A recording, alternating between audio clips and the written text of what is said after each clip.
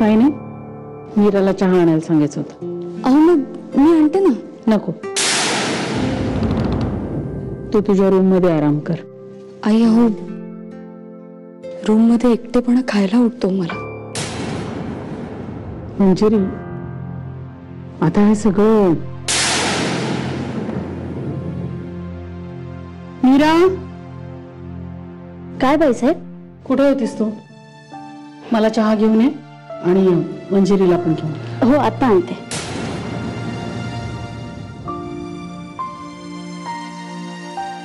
आई आई तुम्ही पण रागावलात ना माझ्यावर?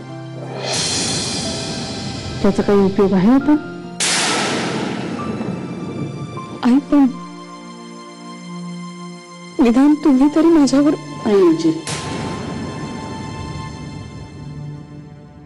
मंजिरी, चूक पूर्णपणे तुझीच आहे असं मी नाही म्हणत, पण तू संपूर्णपणे बरोबर आहेस असंही म्हणता येत नाही ना. आई आई तुम्ही तुमच्या मुलीला असं अंतर नका देऊ. आता या घरावर तणावाचे ढग दाटून आलेत. त्यांच्या सावलीतून आता कोणीही वाचू शकत नाही. मेले फुटूनही जात नाही ढग, पण जोपर्यंत ते नाहीसे होत नाहीत तोपर्यंत या घरातली नाती पुन्हा पूर्वीसारखी होतील अशी अपेक्षा करणं सुद्धा चुकीचं आहे.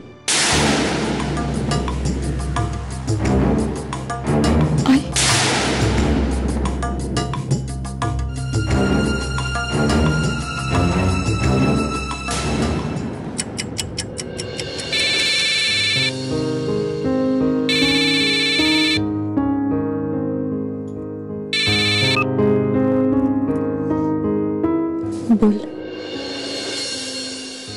ताई, कशी आहेस ग? मी ठीक आहे. मधुरा,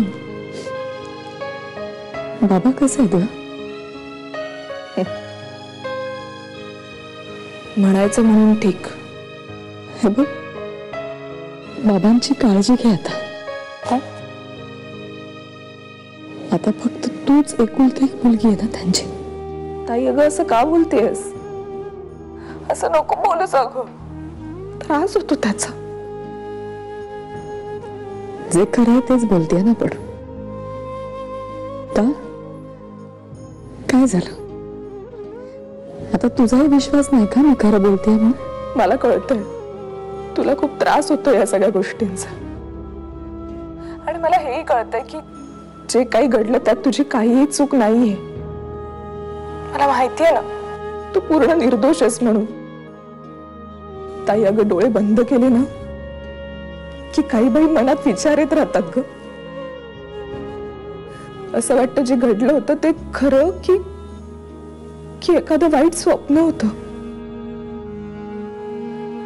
असं म्हणून डोळे उघडले ना की समोर समोर काहीच दिसत नाही ग.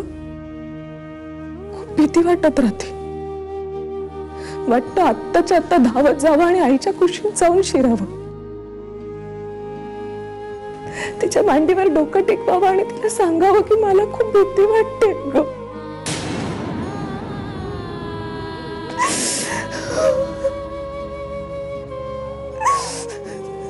ताई अख्खं घर खायला उठलंय ग. मधुरा प्लीज,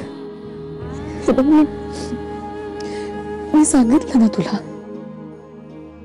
यातून बाहेर पड बाळा. आणि हे बघ, बाबांची काळजी घ्या. ते एकटे आता खूप खचून जातील नाहीतर.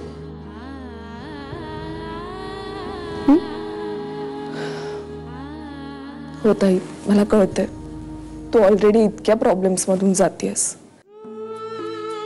मला आता खरं तुझी जास्त काळजी वाटते, पण मी आता ठरवलंय आता काहीही झालं तरी मी तुझ्यावरचे सगळे आरोप पुसून टाकणार आहे आणि सगळ्या जगाला दाखवून देणार आहे की माझी ताई निर्दोष आहे म्हणून. बघच तू. मधुरा ताई, मला तुला तुझ्या संसारात पुन्हा सुखी झालेलं बघायचंय ग. तुला तुला माहेरवाशीण म्हणून पुन्हा घरी आलेलं बघायचंय मला. हे तुला वाटतंय हेच खूप आहे गं माझ्यासाठी. लहान आहेस बाळा तू अजून, यात नको पडूस. कारण हा माझा लढा आहे आणि तो सर्वस्वी माझा मलाच लढायचा आहे. आता येणाऱ्या कुठल्याही संकटातून मार्ग काढीन मी. विश्वासाची लढाई आहे ही. आणि यात सगळे माझीच माणसं आहेत. कधी कधी मी स्वतः सुद्धा. आणि मी ही लढाई जिंकून दाखवीनच. बघ तू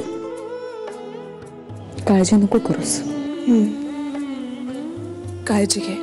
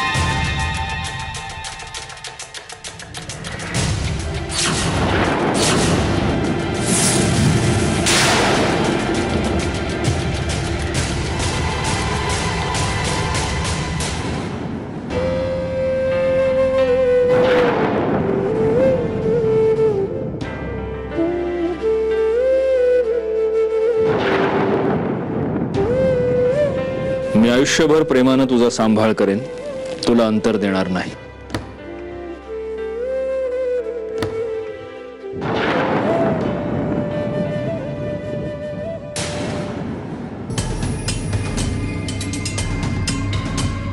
आपण अंधारात बसलो म्हणजे आपली पाप जगाला दिसत नाहीत असं नाहीये.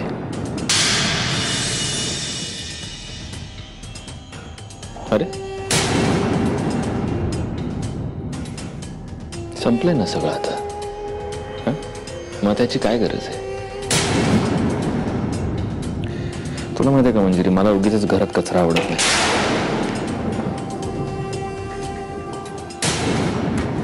अहो हे काय करता तुम्ही? थांबा. अहो फोटो जळतोय.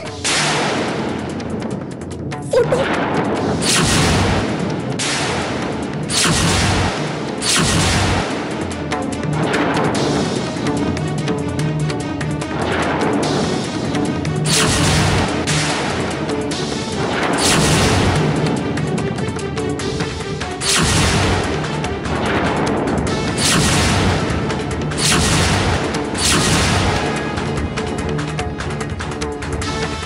जगाला दाखवण्यासाठी फोटो लावायचा ना. मग खोटा फोटो कशासाठी? खरा फोटो लाव ना. मला फसवलंच ते ठीक आहे मंजिरी, आता जगाला कशाला फसवायचं? खरा फोटो इथे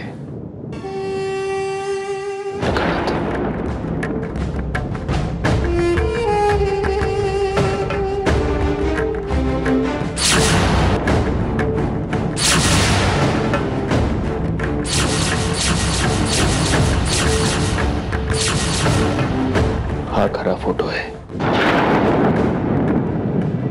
अहो अहो हे काय करताय तुम्ही?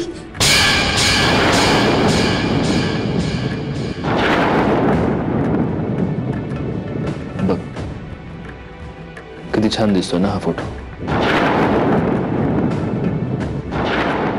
कसं खरेपणाचं तेज आहे या फोटोमध्ये, कशी खरेपणाची चमक आहे. हा फोटो इथेच राहील आपल्या दोघांच्याही डोळ्यांसमोर. आणि जर हा फोटो इथून काढण्याचा कोणी प्रयत्न केला तर मी जीव घेईन त्याचा, किंवा तिचा.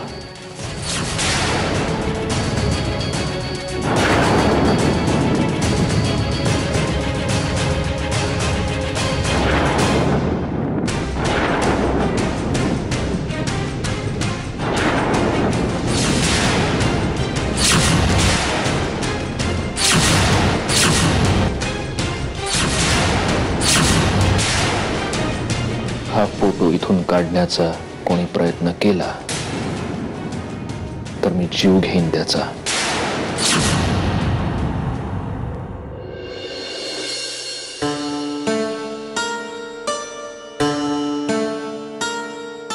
सत्यजित, मंजिरी सुटका त्याने सध्या. मग देव असेच कसे ठेवायचे?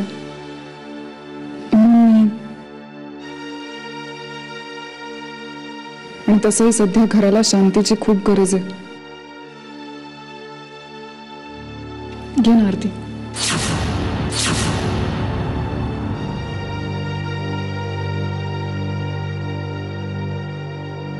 साहेब, अरे बोल. साहेब छोटे मालक आलेत.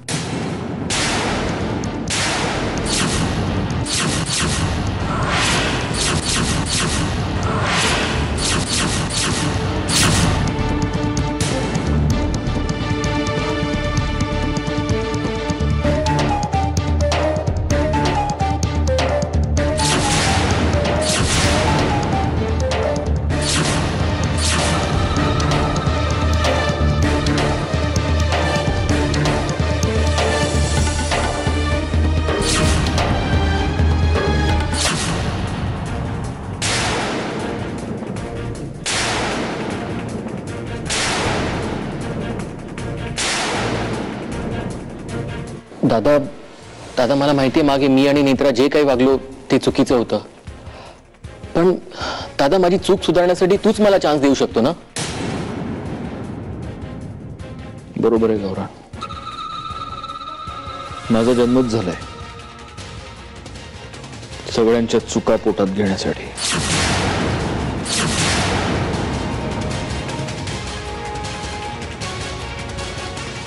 दादा हे बघ, झालं गेलं विसरून आपण पुन्हा नव्याने नाही का सुरुवात करू शकत? हा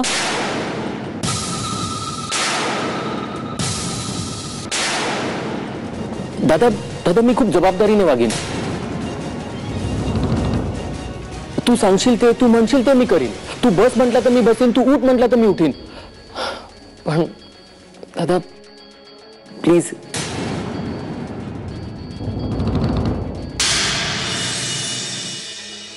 हे दाखवा ना दादांना. दादा हे मॅरेज सर्टिफिकेट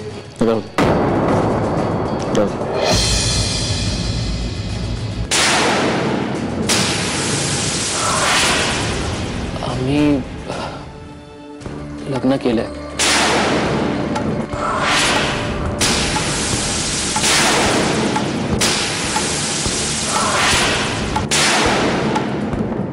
का केलंस लग्न?